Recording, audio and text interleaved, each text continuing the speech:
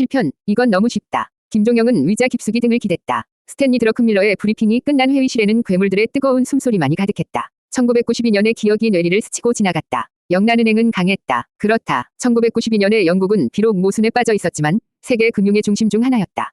해가 지지 않는 나라 위 자존심이 있었고 그들의 중앙은행인 영란은행은 막강한 저력을 가진 상대였다. 그 싸움은 말 그대로 모든 것을 건 도박이었고 승리를 거둔 순간까지도 손에 땀을 쥐게 하는 혈투였다.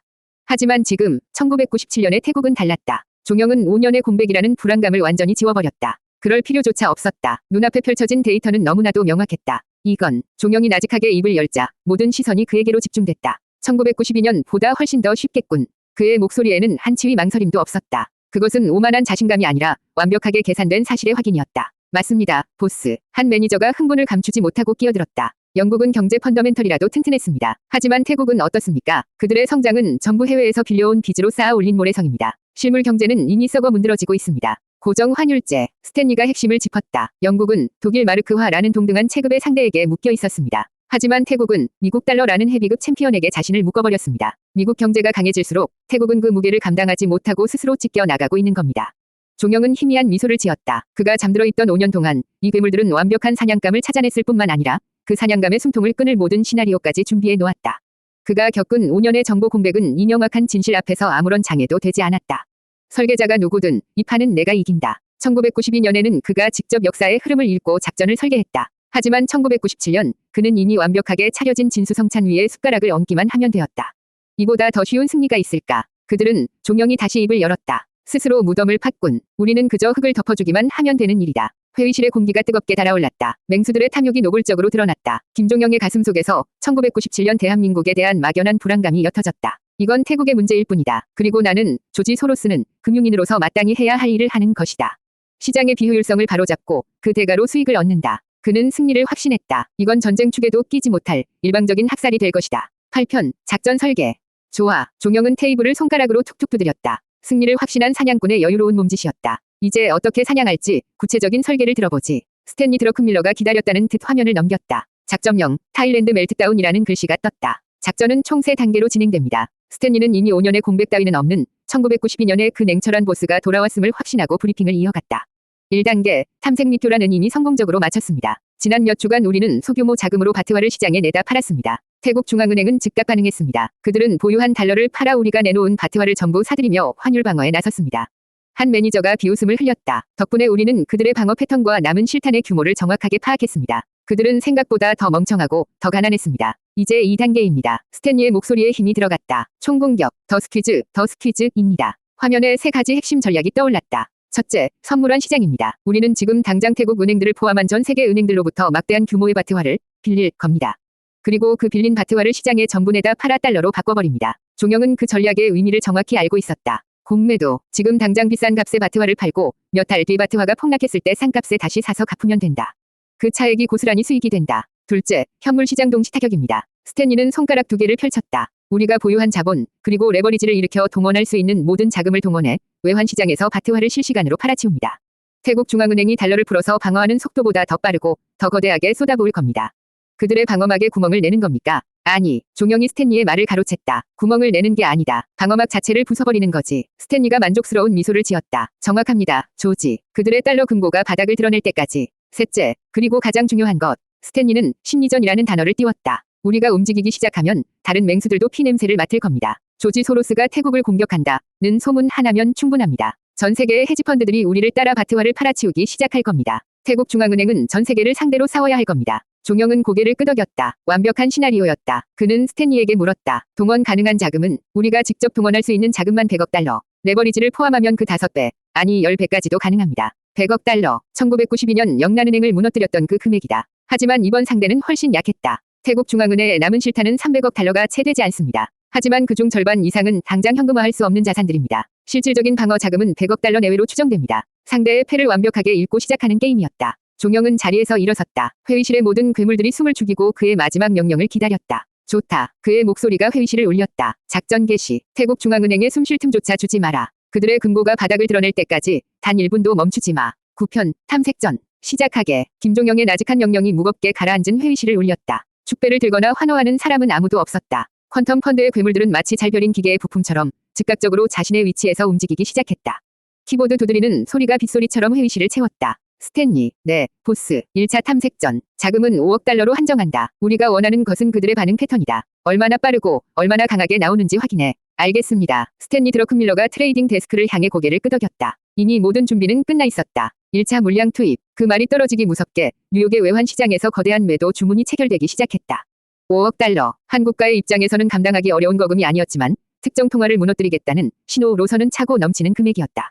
종영은 거대한 모니터를 응시했다. 화면에는 태국 바트와의 환율 그래프가 실시간으로 깜박이고 있었다. 1달러당 25바트. 태국 정부가 목숨처럼 지키고 있는 그 선. 그들의 매도 물량이 시장에 쏟아지자 그래프가 미세하게 요동쳤다. 25.01, 25.02. 누군가가 그들의 물량을 받아내지 못한다면 바트와의 가치는 순식간에 폭락할 터였다. 자, 태국중앙은행, 너희의 패를 보여봐라. 종영은 1992년의 혈투를 떠올렸다. 영란은행은 교활했고 마지막까지 저항했다. 그들은 금리를 올리는 방식으로 투기 자본의 맞불을 놓았다. 하지만 태국은 반응이 옵니다. 보스. 데이터를 주시하던 한 매니저가 외쳤다. 화면이 번쩍였다. 그들이 쏟아낸 5억 달러의 매도 물량을 정체불명의 거대한 매수 주문이 단숨에 집어삼켰다.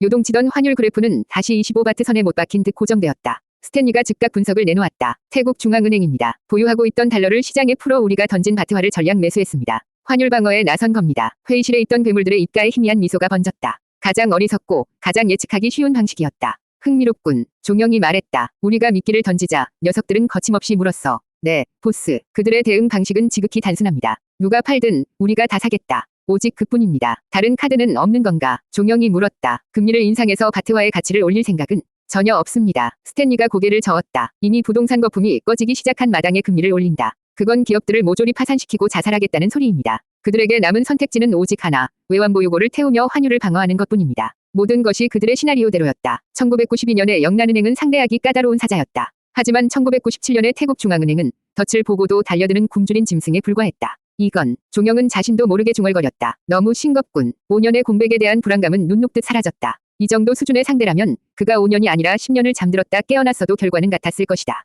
패턴 확인. 종영이 선언했다. 그들은 우리가 원하는 대로 정확하게 움직여 줄 것이다. 탐색전은 성공이었다. 이제 남은 것은 그물이 찢어질 정도의 거대한 먹잇감을 몰아넣는 일뿐이었다. 10편 중앙은행의 저항.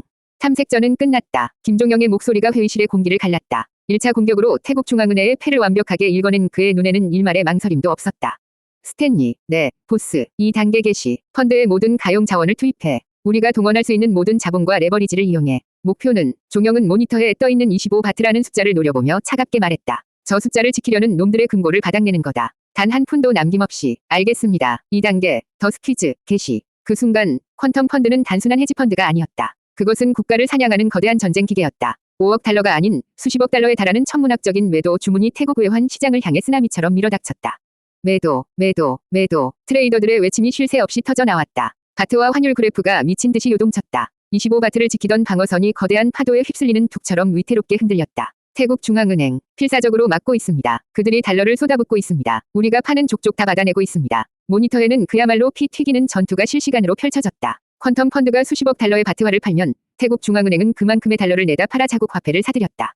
환율은 25바트 선에서 격렬하게 오르내렸다. 종영은 그 광경을 무표정하게 지켜봤다. 다른 매니저들의 눈에는 흥분이 감돌았지만 그는 이미 결과를 알고 있었다. 막는 게 아니지. 종영은 속으로 냉소했다. 스스로 피를 쏟아내는 거다. 태국 중앙은행은 지금 환율이라는 숫자를 지키기 위해 자신들의 생명줄과도 같은 달러를 내다 버리고 있었다. 그 달러는 그들이 수출해서 벌어들인 피와 땀이었고 나라가 위기에 처했을 때 쓸 수 있는 마지막 보루였다. 그들은 종영이 나직하게 말했다. 우리가 원하는 대로 움직이고 있어. 다른 펀드들도 움직이기 시작했습니다. 스탠리가 흥분된 목소리로 보고했다. 조지 소로스가 움직였다는 소문이 퍼졌습니다. 다른 헤지펀드들도 피냄새를 맡고 달려들고 있습니다. 시장은 거대한 상어떼가 되었다. 그리고 퀀텀 펀드는 그 상어떼를 이끄는 백상아리였다. 이제 태국중앙은행은 퀀텀 펀드 하나가 아니라 전 세계의 투기 자본을 상대로 싸워야 했다.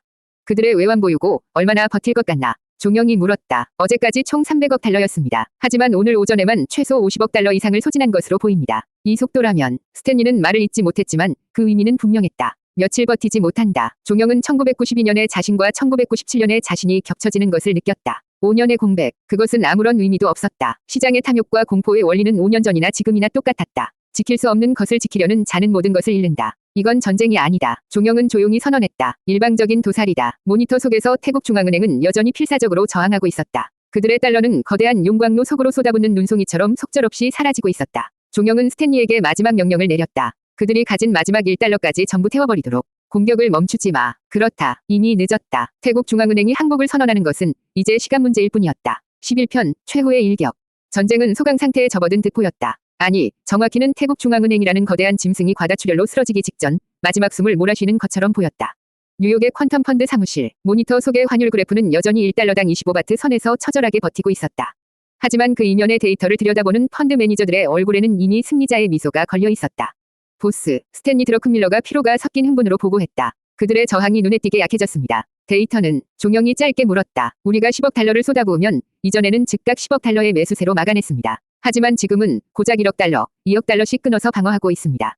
실탄이 거의 바닥났다는 신호입니다. 다른 헤지펀드들은 피 냄새를 맡은 상어 떼처럼 몰려들었습니다. 지금 이 순간에도 전 세계에서 수십억 달러의 바트와 매도 물량이 쏟아지고 있습니다. 태국 중앙은행은 지금 전 세계를 상대로 싸우고 있습니다. 종영은 말없이 그래프를 노려봤다. 25바트. 저 숫자는 이제 태국 경제의 가치가 아니었다. 그것은 그들의 마지막 남은 자존심이자 곧 터져버릴 두 개 마지막 균열이었다. 그가 잠들어 있던 5년.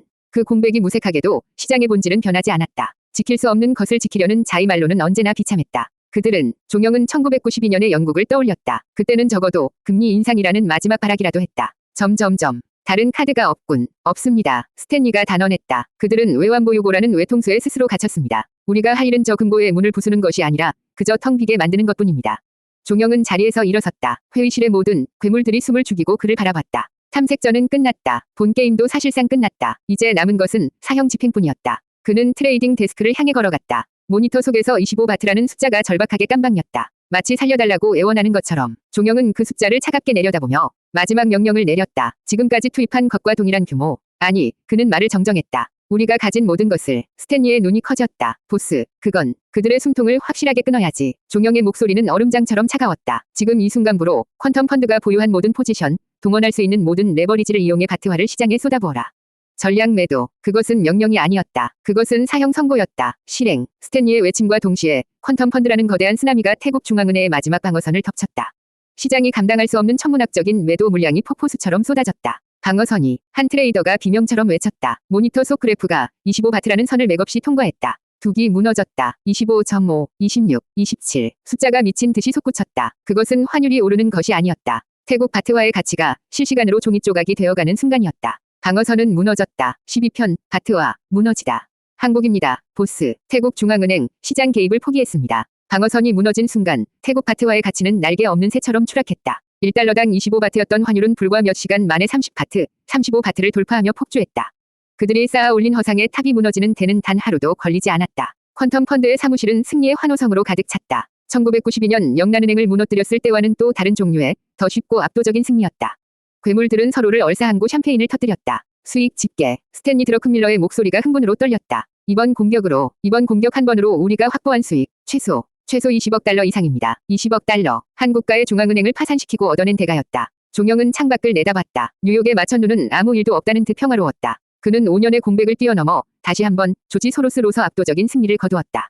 1992년의 짜릿함이 온몸을 다시 감쌌다. 이건 너무 쉬웠다. 그가 없던 5년 동안 이 펀드는 더 강해져 있었다. 그리고 시장은 여전히 어리석었다. 그는 자신이 이 세계의 정점에 서 있음을 다시 한번 확인했다. 보스, 정말 대단하십니다. 1992년에 영광이 재현되었습니다. 매니저들이 그에게 몰려와 축하를 건넸다. 종영은 그저 희미한 미소로 화답했다. 이 승리는 당연한 것이었다. 그때였다. 사무실 한쪽에 걸린 대형 화면. 전 세계 뉴스를 실시간으로 전송하던 그 화면의 채널이 바뀌었다. 스탠리가 방금 전 승전보를 확인하기 위해 태국 현지 방송을 연결한 것이다. 점점점. 환호성으로 가득 찼던 사무실이 순간 조용해졌다. 화면 속에서는 뉴욕과는 전혀 다른 풍경이 펼쳐지고 있었다. 방콕 시내, 수많은 사람이 은행 문을 부술듯이 몰려들어 아우성을 치고 있었다. 자신들의 예금을 이제는 휴지 조각이 되어버린 바트화를 단 1달러라도 바꾸기 위해 절규하는 사람들의 모습. 한 중년 여성이 카메라 앞에서 주저앉아 우열하는 장면이 화면을 가득 채웠다. 긴급 속보, 태국 정부, 수십 개 금융기관 업무 정지 명령. 자막이 스쳐 지나갔다. 사무실을 가득 채웠던 샴페인 향이 순간 역하게 느껴졌다. 종영은 자신도 모르게 화면을 응시했다. 1992년 영국의 패배는 신사적이었다. 적어도 표면적으로는 그랬다. 하지만 지금 화면 속의 풍경은 아포스트로피 점점점. 그것은 패배가 아니었다. 그것은 지옥의 시작이었다. 승리의 환희에 젖어있던 종영의 가슴 한구석이 이유를 알 수 없는 서늘함으로 물들기 시작했다. 그는 애써 고개를 돌렸다. 시장의 논리일 뿐이다. 스스로를 다잡았다. 하지만 방금 전 화면 속 모든 것을 잃고 절규하던 그 여자의 얼굴. 그것이 태국 현지에서 들려오는 첫 번째 비명이었다. 그리고 그 비명은 이제 막 시작일 뿐이었다.